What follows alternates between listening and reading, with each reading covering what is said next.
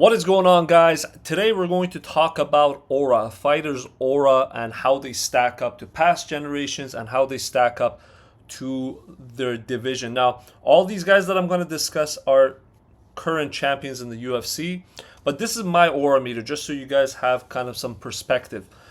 Connor, I think when he fought Eddie Alvarez in Madison Square Garden, I think that was like the max aura of any UFC fighter. Anderson Silva was close, but not quite there. Khabib was close and not quite there. And, I think Khabib right now is just, or Khabib then was just under prime Connor. You got guys like maybe Bilal Muhammad who are champions, but, maybe they're in the middle, maybe they're lower. We'll discuss that. Tim Sylvia, when he was the UFC heavyweight champion, the man had a very low aura. It was, he didn't have the look, and even though he was a tremendous fighter and he doesn't get the credit that he deserves, he just didn't have it. Matt Serra, when he fought GSP, nobody thought he was going to beat GSP. He beat GSP. He had no aura, and the poor guy gained no aura from that fight. He went on to later on lose to GSP, but it was kind of like written. Everyone already knew it was going to happen. Matt Serra had no aura as a champion. So let's go through the list. We'll go from heavyweight all the way down to flyweight, and I'll tell you who I think has it and who does not. So number one, obviously, at heavyweight is Jon Jones. And now this is not the Jon Jones that was flying Shogun Rua on the head, flying kneeing him. This wasn't the Jon Jones that was choking out Lyoto Machida dead and just dropping him.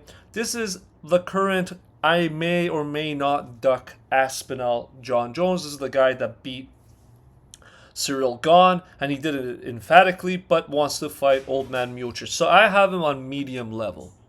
He has some aura. You can't say he doesn't, but it's not the prime Jones where he was unstoppable, unbeatable, and he was like a betting favorite against everybody. So I have Jon Jones on a medium level aura.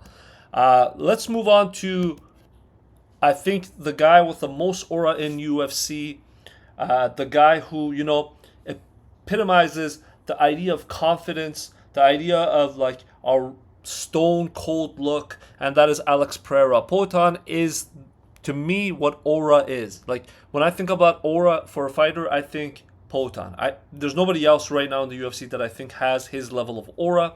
I would put him, with prime Khabib, prime Connor as far as fighters with aura, and Anderson as well. So I have him maxed out. This is as much aura as a person can get. He stares a hole through you, marches forward, finds the holes, and then knocks you out. And he does it very, he's not brawling. He's picking his shots. He's like a sniper. He sets you up and then takes you out. And when he does take you out, he takes your soul out. Like poor Yuri, after that second fight, he just didn't look the same. When he was getting up, he was still under the spell of Alex Pereira. So I have him on prime aura, maxed out, fully maxed, whatever you want to call it. He's got it. Let's move on to middleweight. And Dricus is the guy in middleweight. I also think, even though he just beat Adesanya and he finished Adesanya, there was moments that he looked really, really bad, sloppy, gassed.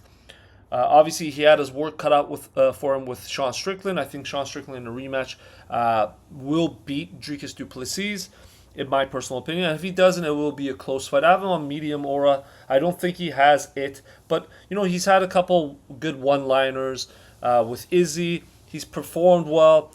He looks the part, but his fighting style is a little bit sloppy. And on the mic, he's not the greatest. So I have him on medium level aura. Not too bad, not too good. Low level aura, you got to look at Bilal Muhammad. Even though he had a tremendous fight against Leon Edwards, who really favors Bilal Muhammad in later matchups? I know people are high on him, as I am right now, and I think he deserves a lot of respect. He just doesn't have that aura. He doesn't have the mic skills. He doesn't have the looks. His eye injury doesn't really help him either. And, low aura for as far as Bilal Muhammad, at least in my personal opinion. Let's move on to lightweight. This is solid, solid. Not like maxed out like Alex Pereira, but Islam Makhachev has that aura. Some of that aura that he had coming up, which was shared with Khabib, being linked to Khabib, being from Dagestan, being, only defeated one time. A little bit of it was shook after, the first Volkanovski fight. And I think people just didn't give Volkanovski enough credit because Volkanovski is really good. But wins over Oliveira, 2 wins over Volkanovski, a knockout over Volkanovski, and his last performance against Poirier, I think we can all agree that Islam Makhachev has aura. Now, is it Khabib level? No. Is it Alex Pereira level? No. Is it Prime Conor level? No. But he definitely has the aura that, anyone he steps into the octagon with, he is the favorite, and he's just there to, get the job done. Let's move on to the next person, and this is at featherweight. I think Ilia Topuria had a lot of aura coming up, especially after the knockout of Volkanovski, even though Volkanovski, is not the same guy in his prime. I think he's got the look, he's got the style, but something that shook his aura for me, or at least how I see him as far as his aura, is after Max knocked out Gaethje, they zoomed in on Ilia Topuria, and it looked like he just saw a car accident. He was mesmerized, he was stupefied. He just didn't look like well gathered. I imagine when Adesanya, let's say he knocks out someone and Pereira's watching and they zoom in on his face, there's zero emotion. On Ilia's, it looked like he was concerned. Maybe he was, I don't want to say scared because I don't think he's scared, but definitely concerned. And I think his aura is medium level, at least in my eyes. And okay, let's move on to 135. Sean O'Malley.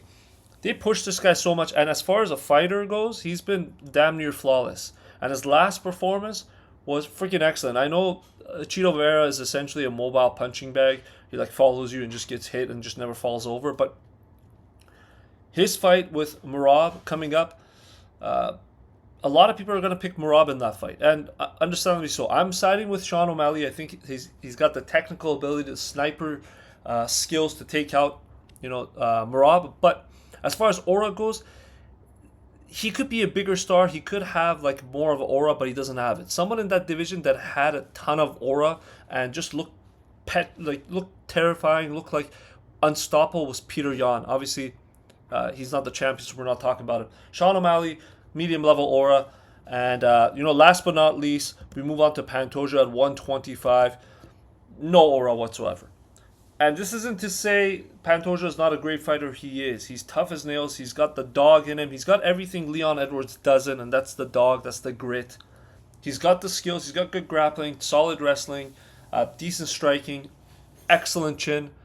But there's no aura. There's when you watch Pantoja fight, even though he wins most of his fights, there's nothing that draws you in. There's no Alex Pereira. I might as well just call aura Alex Pereira. He's got none of that. Guys, let me know in the comments what you guys thought about this video as far as who has aura and who doesn't in your opinion. And also, in the history of the UFC, who's had the most aura? Who's been that guy? For me, it's Prime Conor McGregor, and right now, currently, it is Alex Pereira.